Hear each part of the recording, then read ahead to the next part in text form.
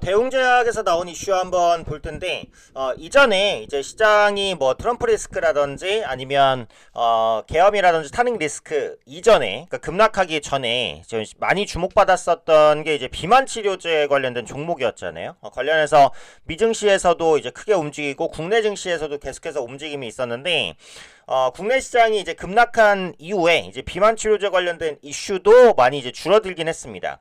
근데 국내에서도 이제 위고비가 처방이 되고 있잖아요. 그래서 비만 치료제 시장이 본격적으로 열렸고 처방은 여전히 잘 진행되고 있어요. 그래서 비대면 처방이 좀 약해지면서 사재기 현상까지도 나타나고 있을 정도로 비만을 치료하고자 하는 욕구는 큽니다.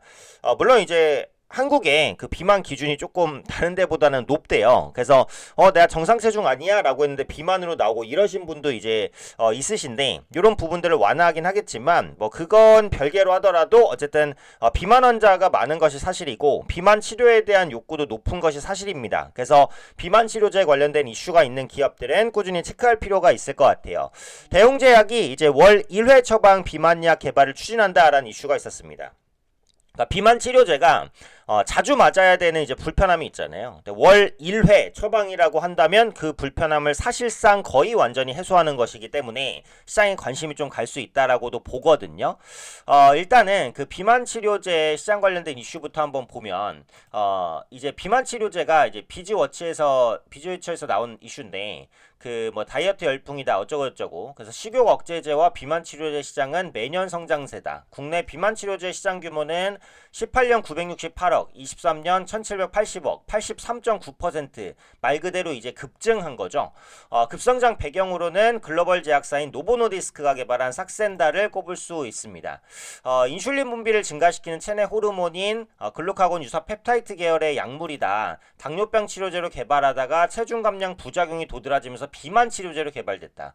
이런 식으로 신약을 개발한 경우가 굉장히 많아요. 원래는 다른 거였는데 그게 A라는 치료제였는데 B의 기능도 있네. 그럼 B의 기능을 한번 향상시켜 볼까? 이런 식으로 만드는 거죠. 그래서 이 노보노디스크의 이제 비만 치료제도 그런 개념으로 개발된 것이다 라고 보시면 될 것 같아요.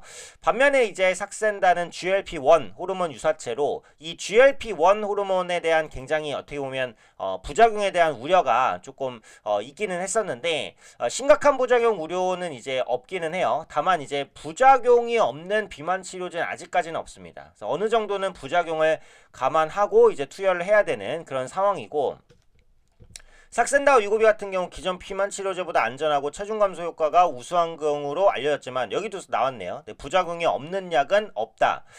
그래서 위고비 삭센다 부작용 발생 비율을 보면 메스꺼움, 설사, 변비, 구토, 두통 그 중에서도 메스꺼움과 설사, 변비에 대한 비중이 상당히 높은 것으로 현재 나와 있습니다. 뭐 기자가 이제 직접 체험을 했다라는 소식도 좀 있었고요. 위고비 임상에는 100명 중 3명꼴로 탈모 부작용이 나타나기도 했다. 아무래도 이제 그 비만 치료제 같은 경우에는 식욕을 억제하는 부분이 같이 들어갈 수밖에 없잖아요. 그러니까 식욕을 억제하다 보니까 영양 불균형이 생길 수 있다라는 거죠. 탈모의 주요 원인 중에 하나가 뭐다? 네, 영양 불균형입니다. 그러다 보니까 지금 시중에 나온 비만 치료제도 완벽하다고 할 수는 없어요. 물론 앞으로 완벽한 비만 치료제가 나온다라고 말씀드리는 건 아니지만 그래도 기존의 부작용이라든지 불편성을 줄이고 처방을 시도하려는 그런 욕구는 계속해서 커질 가능성이 높다라는 거죠. 그래서 요 부분에 따라 이슈가 나온 게 요거죠. 월 1회 비만약 개발 추진, 세미글루타이드 20% 고밀도 탑재했다. 그래서 그 대웅제약이 티온랩 테라피틱스, 뉴팜 그리고 바이오텍과 비만 치료 4주 지속형 주사제 공동 개발 위한 계약을 체결했다라는 겁니다. 그래서 기존에는 이제 1회 투여하던 비만 치료제의 투여 주기를 월 1회로 연장하면 4배잖아요. 4배. 그죠?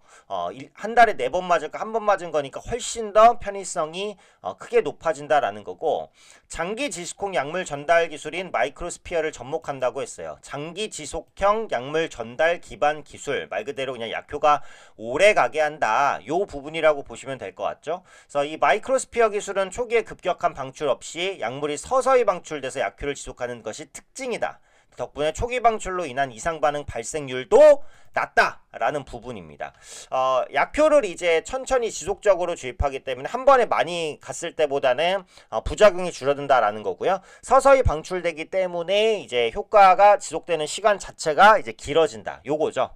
그래서 약물 전달 입장에서 세미글루타이드 20%를 고밀도로 탑재하고 이에 경쟁 제품 대비해서 적은 양으로도 동일한 치료 효과를 준다. 적은 양으로 동일한 치료 효과를 준다면 적은 양이기 때문에 부작용에 대한 부담도 어때요? 그만큼 낮아지는 겁니다. 네, 최소 1ml의 주사 투여량만으로 충분한 효과를 발휘해서 환자 통증을 줄이고 편의성도 높일 수 있다는 설명이다 라는 겁니다. 다만 요거는 뭐예요? 결국은 공동 개발을 위한 계약 체결이니까 이게 실제로 개발되려면 엄청난 시간이 걸리겠죠. 실제로 이제 개발이 될지 안 될지 그것도 알 수 없겠죠. 근데 중요한 건 뭐다? 중요한 건 신규 모멘텀을 확보하고 있다. 요게 중요한 겁니다. 제가 예전에도 말씀드렸듯이 게임주, 제약바이오주는 특히 미래에 대한 기대감을 주는 게 핵심이다. 게임주는 신작, 제약바이오주는 신약 개발. 요 부분인데 어쨌든 대웅제약은 그런 부분들을 가져가고 있다. 이게 중요해요. 그리고 비만치료제 시장이 커지고 있는데 이게 시장이 급락하면서 비만치료제 관련주가 많이 좀 묻혀 있었고 하락했지만 지금 시장이 지금부터 반등을 시도한다라고 한다면 비만치료제 관련주들이 다시 움직일 가능성도 있다. 그래서 대웅제약의 역할이 또 그만큼 커질 수 있다. 요 정도의 관점으로 보시면 될 것 같아요. 자, 차트를 보면 주가가 이제 많이 하락을 했죠. 사실상 이때 있었던 7월 달에 있었던 상승폭을 많이 되돌렸습니다. 7월 달에 있었던 상승폭을 많이 되돌린 상황이기 때문에 요 구간에서의 이제 반등이 좀 나왔는데 이게 피보나치 되돌림으로 기본적으로 봤을 때는 62%를 깬 다음에 62% 안으로 들어가는 반등이에요. 그러니까 종목에 대한 조정은 충분히 나왔다라는 거죠. 그래서 대웅제약의 기본 기술력이나 경쟁력을 생각했을 때 현 구간에서는 완만하게 바닥을 다지면서 우상향을 시도할 가능성이 높다. 이렇게 봅니다. 그리고 최근 안 좋은 시장에서도 수급 보시면 외국인의 수급이 한 9월 달을 기점으로 해서 꾸준하게 순매수 우위로 잡히고 있는 모습을 볼 수 있고요. 기관은 더 사는 건 아닌데 다 수급이 빠지는 건 아니에요. 그럼 누구만 판다? 이제 개인만 판다. 이렇게 이제 말씀드릴 수 있는 것 같아요.